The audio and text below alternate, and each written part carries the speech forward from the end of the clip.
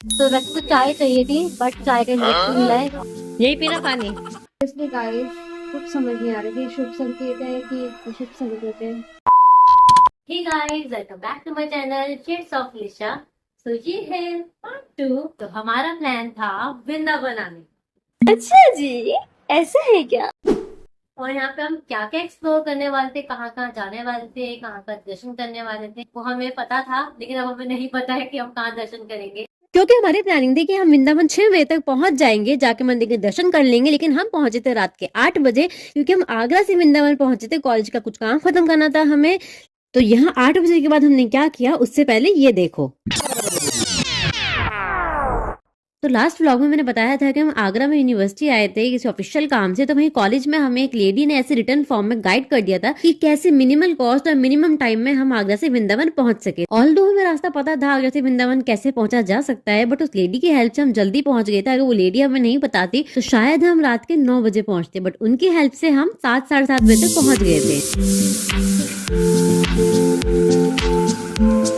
तो बस ने हमें छठीगढ़ पे उतार दिया था। वहाँ उतर के हमें दर्शन हुए चार धाम मंदिर के। शायद हम यहाँ भी जाएंगे, वो आपको ब्लॉग में आगे पता लग जाएगा, हम गए नहीं गए। फिर 2 डे स्टे के लिए हमने हंट कर एक गेस्ट हाउस। सबसे पहले हम गए श्री ठाकुर जी धाम गेस्ट हाउस, जो कि हमें सही नहीं लगा। फिर हम गए श्री मुरली धाम गेस्ट हाउस, जहाँ पे हमने अपना रूम ले लिया था, क्योंकि अब टाइम नहीं था कि हम और जगह हंट कर सके। अभी रूम कैसा था इसका रिव्यू तो मैं आपको बाद में दूंगी। अगर आप भी वृंदावन आने का प्लान कर रहे हो तो यहाँ पे बहुत से गेस्ट हाउसेज है, जहाँ पे एसी रूम का प्राइस आपको 1000 से 1200 में मिल जाएगा एंड नॉन एसी रूम मिल जाएगा आपको 800 में। तो बस जल्दी से चेक इन किया, लगेज रखा, फिर मार्केट एक्सप्लोर करने चले गए। रात के 9 बजे थे, फिर डिनर कर।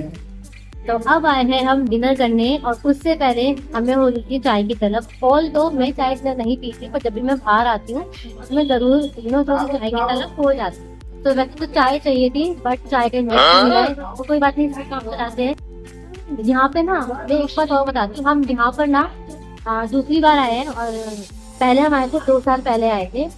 अब दूसरी बार आए हैं यहाँ पे। यहाँ पे खाना हमें बहुत टेस्टी लगा था, प्लस बजट फ्रेंडली था, वर्थ इट था, पॉकेट फ्रेंडली था। ठीक है, तो ये है इसका मेन्यू। अभी दिखाती हूँ मेन्यू में क्या क्या चीजें हमने यहाँ पे थाली ऑर्डर की है, जिसमें हमें मिलेगा मटर पनीर, दाल मखनी, राइस, बूंदी रायता, सैलेड, अचार और 4 बटर रोटी।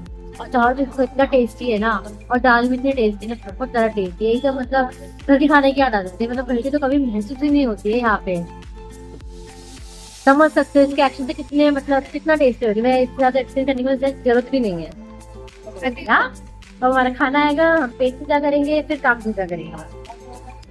तो हमने डिनर किया था राधिका फैमिली रेस्टोरेंट में। ये यहाँ की प्राइस लिस्ट है, यहाँ पे ये सब चीजें अवेलेबल है। तो अगर आप यहाँ पर आ रहे हो तो ये आप ट्राई कर सकते हो। ये रेस्टोरेंट छठीगढ़ में मेरो वृंदावन द्वार के पास है।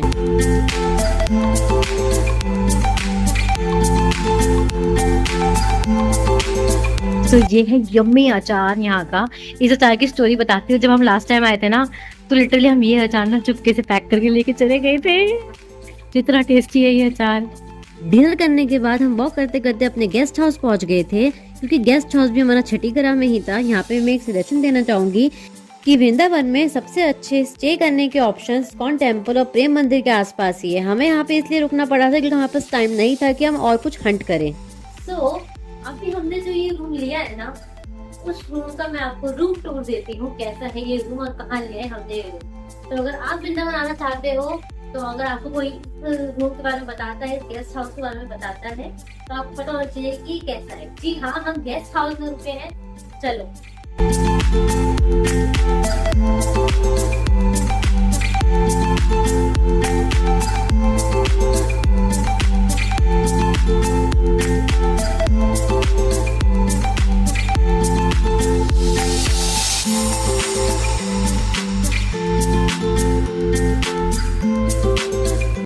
सो मैं आपको वॉशरूम भी दिखा देती हूँ कैसा है। सबसे ज्यादा क्योंकि प्रॉब्लम इस चीज की होती है कि वॉशरूम हाइजीनिक है या नहीं।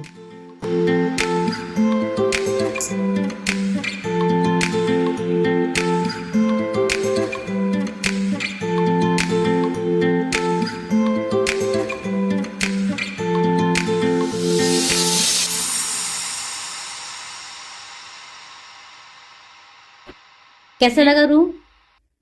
बेकार। Room is good but the facility. Okay okay.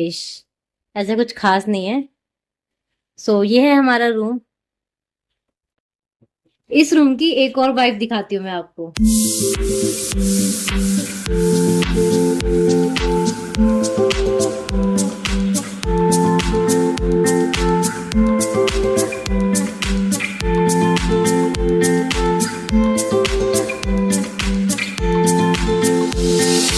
रात के 12 बज गए थे और हमें बिल्कुल भी नींद नहीं आ रही थी। बातें करते करते पता नहीं कहाँ से विचार आया हमारे मन में कि प्रेमानंद महाराज जी के दर्शन करने चलते हैं। अभी बज रहे हैं सुबह के 3। तो हमने सोचा है कि हम प्रेमानंद महाराज जी के दर्शन करने चलते हैं। So yes, we are all set to go. हम रेडी हो गए हैं। तो मैं आपको अपना पूरा लुक दिखाती हूँ। यही पीना पानी, पूरे कमरे को छोड़ के मैम यहाँ पानी पी रही है। अरे क्या क्या करूं मैं इसका, क्या करूं? एनीवे, तो ये है मेरा आउटफिट।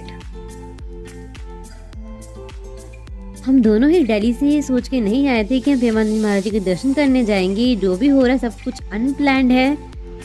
जो चलते हैं दर्शन करने। हम निकले दर्शन करने के लिए। लेट्स सी दर्शन होते हैं नहीं होते। होते हैं तो ये हमारा भाग्य होगा, नहीं होते तो भी ये हमारा ही भाग्य होगा।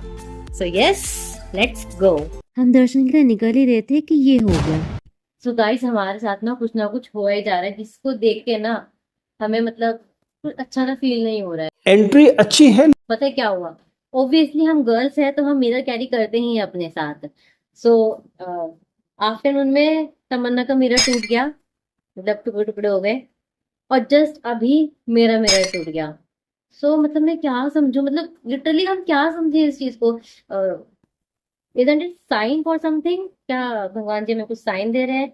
ऑब्वियसली हमारे बड़े बुजुर्ग कहते हैं कि जब कांच टूटता है तो कुछ कहते हैं कि अच्छा हुआ है, कुछ कहते हैं कि बुरा हो, मतलब कुछ बुरा होने के संकेत है। आई डोंट नो, बट बहुत उलझने चल रही है हमारे दिमाग में। और ये बहुत ही ज्यादा अनएक्सपेक्टेड हुआ है। मतलब जहाँ पर लिशा का पड़ा था शीशा रखा था और जहाँ पर मेरा शीशा रखा हुआ था, वो दोनों सेफ साइड पे रखा हुआ था। बिल्कुल। उसको अचानक टूटना कुछ समझ नहीं आ रहा था। और सीरियसली गाइस, कुछ समझ नहीं आ रहा कि शुभ संकेत है कि अशुभ संकेत है। मतलब वी वर लाइक कि हाउ, कैसे टूट गया? कोई पॉसिबिलिटी नहीं टूटने की। इस इंसिडेंस के बाद ना हमारा मन बहुत विचलित हो गया था। तो हमने अपनी फैमिलीज को कांटेक्ट किया और सब कुछ बताया। एंड दे वर सेड बेटा कोई बला टली है। तो बस श्री जी का नाम लेके हम चले गए थे प्रेमानंद महाराज जी के दर्शन करने। वैसे being a Delhi height girls हम घबरा रहे थे अंधेरे में सुबह 3 बजे निकलने से। बट जब हम रोड पे पहुंचे तो वहाँ पे जाम लगा हुआ था और लग ही नहीं रहा था कि कोई और टाइमिंग से। ऐसा लग रहा था जैसे दिल्ली के 8-9 बज रहे हो। और यहाँ का ऑरा तो बहुत ही ज्यादा मेस्मराइजिंग था। और हमें महाराज जी के दर्शन प्राप्त हुए थे सुबह के 3 बजे इस्कॉन टेम्पल के पास परिक्रमा मार्ग पर, क्योंकि उस समय यही टाइम और यही जगह थी महाराज जी के दर्शन की। लेकिन अगर आप रिसेंटली आ रहे हैं दर्शन करने के लिए तो अब जगह और टाइम दोनों बदल चुका है। अब महाराज जी के दर्शन आपको होंगे सोबरी कुंड पर सुबह 8 बजे, जिसके लिए सुबह 7 बजे आकर अपना स्थान ले लीजिएगा। और एक आवश्यक सूचना, कभी कभी महाराज जी के स्वास्थ्य के कारण महाराज जी नहीं आते हैं, तो उनकी पद यात्रा कब, कितने बजे, कहाँ निकलनी है, इस जानकारी के लिए आप जब वृंदावन जाओ तो महाराज जी के आश्रम के बाहर हेल्प डेस्क पे पता कर लीजिएगा। जब मैं दर्शन करने के लिए गई थी तब सब फूलों की रंगोली बनाकर महाराज जी के स्वागत में मार्ग को सजा रहे थे। और फूलों की टोकरी आपको मिल जाएगी 20 से 30 रुपए की। तो मैंने भी मार्ग को सजाया था महाराज जी के स्वागत में। और अब मैं करवाती हूँ महाराज जी के दर्शन। अरे यार, जोर लगाना पड़ेगा।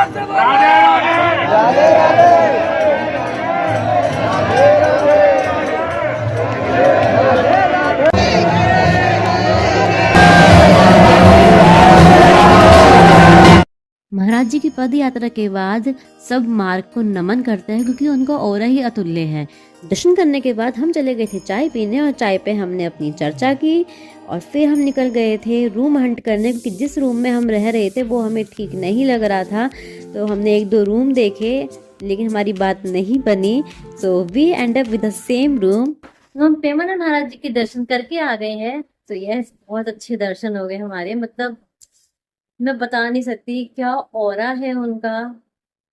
मतलब अभी भी आंख बंद अगर हम करते हैं ना तो उन्हीं का ही चेहरा नजर आता है, वो हंसता हुआ, वो तेज चेहरे पे। मतलब ऐसा था कि उनकी वाइब ना हमारे अंदर भी आ गई, मतलब उनकी वाइब का कुछ अंश हमारे अंदर भी आ गए जब हमने उनके दर्शन करे। तो बहुत अच्छे दर्शन हुए। और फिलहाल हम रेस्ट करेंगे, थोड़ा सा रेस्ट करेंगे हम अभी। उसके बाद हमारा आगे का क्या प्लान है, I will get you know, मुझे भी नहीं पता है। सो या अभी तक का हमारा ऐसा सफर रहा है। और एक बात और, हमें ना ये रूम आज 10 बजे खाली करना है।